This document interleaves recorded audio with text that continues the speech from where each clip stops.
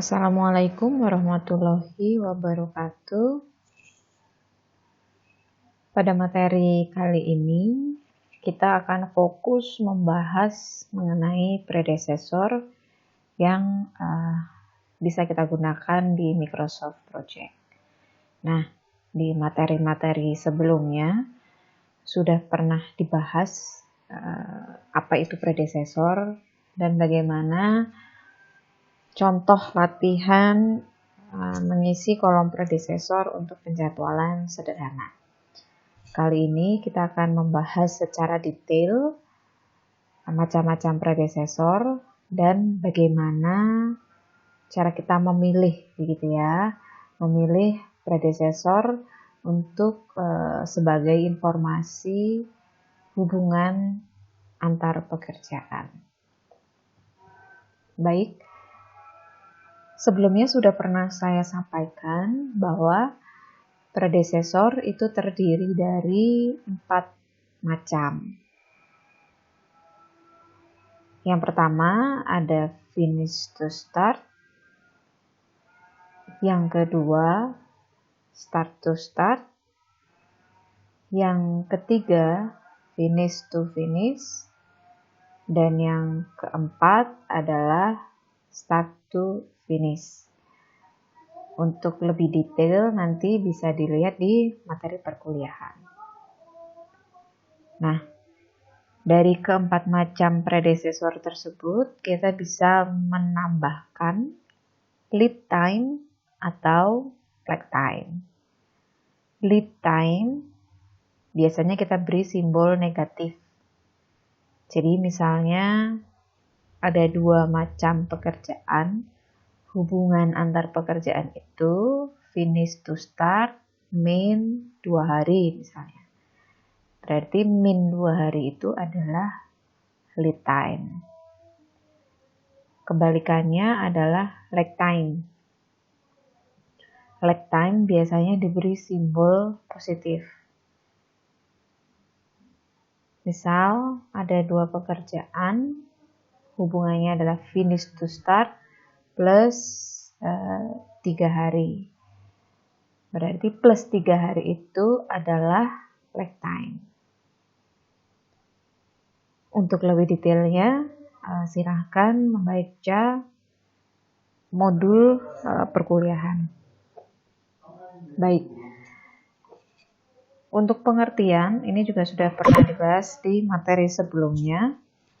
Predecessor itu bisa kita artikan pekerjaan sebelumnya, gitu ya. Sebenarnya artinya itu panjang. Intinya, predecessor itu memberikan kita informasi mengenai hubungan antar pekerjaan, di mana informasi itu adalah pekerjaan apa yang harus diselesaikan sebagai syarat pekerjaan tersebut bisa dimulai.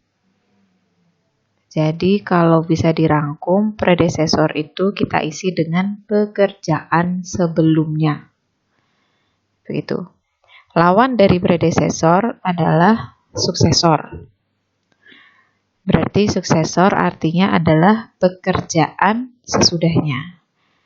Nah, kalau di Microsoft Project, hubungan antar pekerjaan, ini bisa kita isi di kolom predecessor. Bisa juga kita isi di kolom suksesor. Tapi tidak perlu ditampilkan di sini karena predecessor dan suksesor itu berkebalikan gitu. Tapi bisa kita munculkan kalau memang kita butuh informasi suksesornya apa. Caranya di pojok kanan ini ada add new column, kita klik. Nah, terus kita cari suksesor, ya. Suksesor. Nah, seperti ini. Suksesor itu adalah kebalikannya predecessor. Baik, sekarang kita coba memahami apa bedanya keempat macam predecessor tadi. Sebagai contoh, misal saya punya item pekerjaan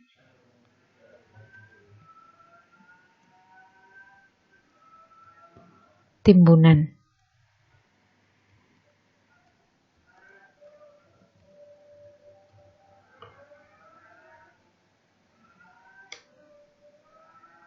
Selanjutnya saya punya pekerjaan pemadatan tanah timbunan.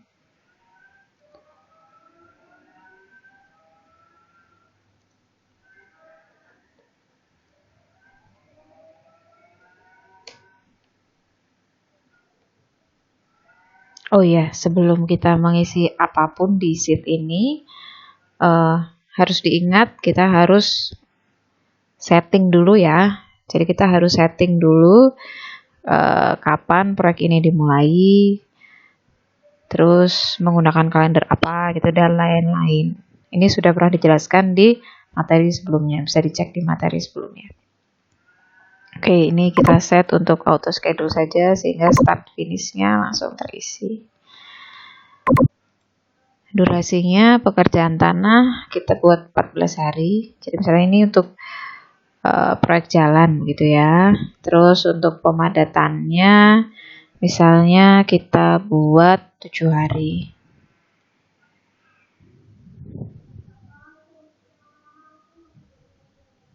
Nah, Ganchart di sebelah kanan ini otomatis terisi kalau kita mengisi sheet di sebelah kirinya, gitu ya. Untuk pekerjaan timbunan tanah, di sini startnya adalah tanggal 1 April. Karena dia 14 hari durasinya, maka akan finish tanggal 20 April.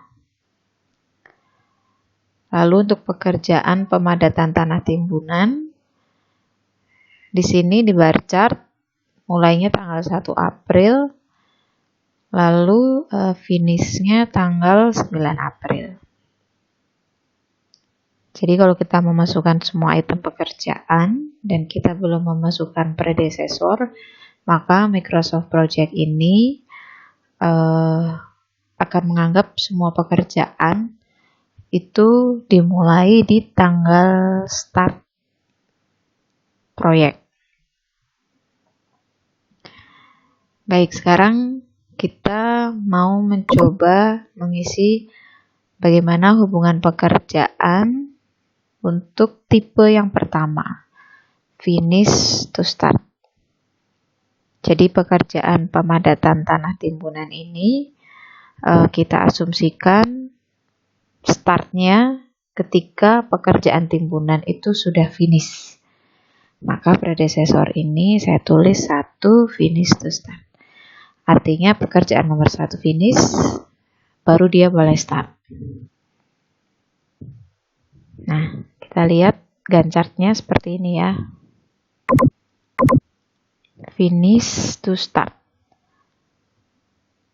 Jadi finish to start itu default dari predecessor di Microsoft Project, sehingga kalau kita menulis finish to start otomatis dia hilang finish to startnya. Baik, sekarang saya mau menambahkan hubungannya finish to start dengan lead time. Nah, ini berarti hubungannya 1 finish to start, misal nih ya. Misal pekerjaan timbunan tanah itu kan mulai duluan gitu, terus setelah dia berjalan 7 hari lalu pekerjaan pemadatannya dimulai gitu. Jadi bacanya gini, pekerjaan pemadatan timbunan tanah itu bisa mulai start saat finishnya pekerjaan timbunan itu minus 7 hari. Jadi 7 hari sebelum finish gitu ya. 7 hari sebelum finish pekerjaan timbunan, maka dia boleh start. Jadi kita tulisnya 1 fs min 7d. Kita coba enter. Nah, sekarang bar chartnya, Ganchart-nya jadi seperti ini. Jadi yang pekerjaan nomor 2, pekerjaan pemadatan tanah timbunan, ini dia mulainya hari ke-7 sebelum pekerjaan timbunan tanah itu finish. Jadi hubungan ini adalah finish to start min lead time. Nah, lag time itu lambangnya, simbolnya positif, gitu ya, positif. Jadi misal pekerjaan pemadatan tanah timbunan itu kita lakukan 1 hari setelah pekerjaan timbunan tanah itu finish. Jadi pekerjaan timbunan tanah itu finish duluan, 1 hari setelahnya baru pemadatannya dilaksanakan. Berarti kita menulisnya 1 finish to start plus 1 day. Nah, jadi kita lihat bagannya, gambarnya jadi seperti ini. Jadi seperti ini ya. Yang nomor 1 finish, lalu ada lag time 1 hari, baru pekerjaan yang kedua itu start. Baik, ini hubungan yang pertama, yang finish to start. Terus hubungan yang kedua itu adalah start to start. Jadi saya coba di sini pekerjaan pemadatan tanah timbunan itu mulainya persis bersamaan dengan startnya pekerjaan nomor 1. Nah, kita lihat gancartnya. Jadi seperti ini ya hubungan start to start. Nah, start to start ini sama juga bisa kita tambahkan lead time atau kita tambahkan lag time.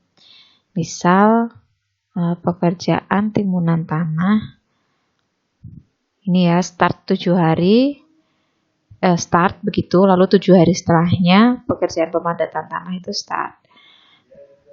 Nah, berarti kita buat seperti ini. Jadi hubungannya itu startnya bersamaan, tapi kita tambah 7 hari. Nah, ini berarti start to start plus lag time. Gini ya, nah kalau lead time juga sama. Nah, kalau ada yang tanya nih, ini kan tadi sebenarnya hubungannya persis kalau kita lihat gancartnya, ya, ketika kita menulis predecessor start to start plus 7 day, dan kita menuliskan predecessor finish to start min 7 day, gitu, ternyata sama. Ya, sama-sama. Yang pekerjaan nomor 2 ini startnya di tanggal 10 April. Terus yang benar, yang tepat kita pakai yang mana, gitu kan? Apakah yang finish to start min 7 day ataukah start to start plus 7 day? Jawabannya kita kembalikan ke logika antar pekerjaan. Artinya seperti ini. Pekerjaan pemadatan tanah timbunan itu kalau secara logika itu hubungannya startnya yang bersamaan gitu. Jadi kita mengunci startnya timbunan atau kita mengunci tanggal finishnya timbunan. Gitu ya. Jadi untuk memulai pekerjaan pemadatan itu yang kita kunci tanggal start timbunan atau tanggal finish timbunan. Kalau saya pribadi, saya lebih suka menggunakan finish to start hubungan ini. Karena apa? Karena apabila pekerjaan tanah timbunan itu ternyata di lapangan itu durasinya lebih dari 14 hari, begitu, maka persis 7 hari sebelum pekerjaan itu selesai, pekerjaan pemadatan baru kita lakukan. Tapi kalau kita menguncinya di start, ya, apapun yang terjadi, walaupun itu pekerjaan timbunan kita itu ternyata molor gitu ya, atau lebih cepat begitu, untuk pekerjaan pemadatannya itu tanggalnya sudah terkunci 7 hari sesudah timbunan gitu. Jadi kalau untuk hubungan antar dua pekerjaan seperti di contoh ini, kalau saya lebih suka hubungannya finish to start. Baik, lalu yang ketiga, ya, jenis predecessor yang ketiga itu adalah finish to finish. Jadi misalnya pekerjaan pemadatan tanah timbunan ini hubungannya adalah finish to finish dengan pekerjaan timbunan, maka kita menulis predesesornya adalah 1 FF. Nah, bisa kita lihat di Gantt chart itu panahnya dari finish ke finish. Ya, jadi coba kita cek sebelumnya. Jadi kalau kita lihat sebenarnya bagan ini tidak berubah. Ya, bagan ini sama-sama pekerjaan timbunan itu startnya tanggal 1 April dan pemadatannya startnya 10 April. Bedanya yang ini panahnya dari start ke start. Ya, terus saya redo, yang ini panahnya dari finish ke finish. Tapi tanggalnya sama. Tanggalnya sama. Nah, kembali lagi, ini yang tepat yang mana gitu ya. Jadi, tepat atau tidaknya itu dari hubungan antar pekerjaannya. Jadi, kita mau mengunci dua pekerjaan ini, apakah di masing-masing startnya atau di masing-masing finishnya, gitu. Atau di satunya finish, satunya start. Nah, untuk hubungan finish to finish ini juga sama, bisa kita tambahkan lead time atau lag time. Gitu. Jadi misalnya saya tambahkan lag time ya. Untuk pekerjaan pemadatan ini itu nanti selesainya adalah 3 hari setelah pekerjaan timbunan selesai. Berarti saya tulis predesesornya 1 FF plus 3D. Nah, kita lihat Gantt chart-nya. Jadi pekerjaan timbunan selesainya tanggal 20 April, lalu 3 hari setelahnya pekerjaan pemadatan juga harus selesai. Yang ini yang kita kunci adalah finish dan finish. Gitu. Finish pekerjaan pertama dan finish pekerjaan kedua. Dan di sini kita tambahkan dengan lag time.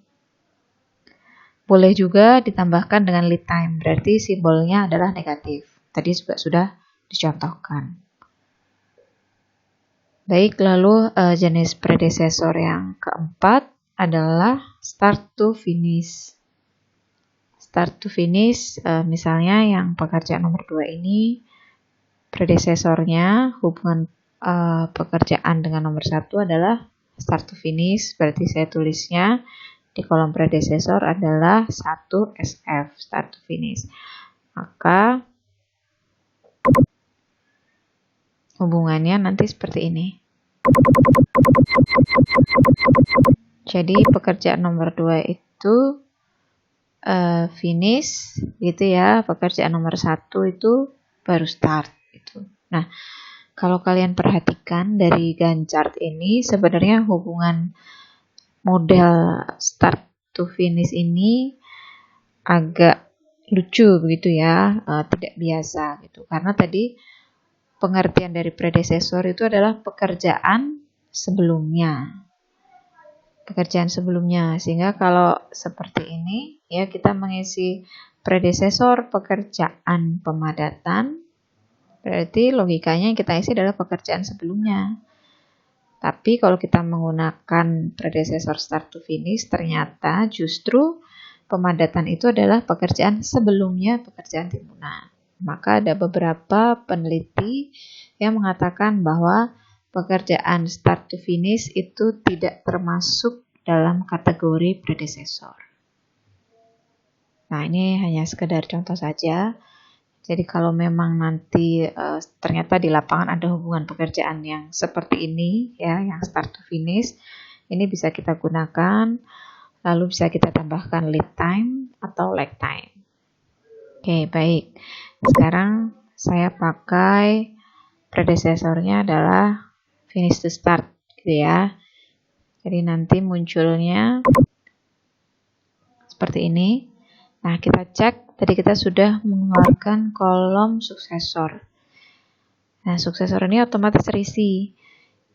Suksesor tadi pengertiannya adalah pekerjaan sesudahnya. Jadi kalau kita lihat di pekerjaan nomor 1, pekerjaan timbunan tanah, suksesornya adalah pekerjaan nomor 2, yaitu pekerjaan pemadatan. Jadi ini bisa kita isi salah satu saja. Jadi sama, misalnya saya mengisi di sini suksesornya adalah 2 gitu ya. Setelah pekerjaan timunan tanah adalah pekerjaan nomor 2, berarti saya mengisinya di suksesor, predesesornya otomatis terisi. Maka itu kita cukup menampilkan salah satunya saja. Begitu. Baik, jadi ini materi mengenai macam-macam predesesor. Baik, kalau ada pertanyaan nanti kita bisa diskusi di kelas. Terima kasih, saya tutup. Wassalamualaikum warahmatullahi wabarakatuh.